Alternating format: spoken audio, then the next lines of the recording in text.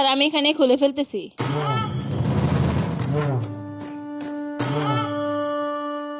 আপু এটা রাখো তো। স্যার আর কিছু খুলতে হবে? হ্যাঁ এই যে স্যার, এই যে এই তুমি এক কাজ করো, এই যে প্যান্ট খুলে ফেলো। স্যার এই এই প্যান্ট খুলে ফেলবো? হ্যাঁ হ্যাঁ, আমি তো সেটাই বললাম, প্যান্ট খুলে ফেলো। আচ্ছা ঠিক আছে স্যার, খুলে ফেলতেছি।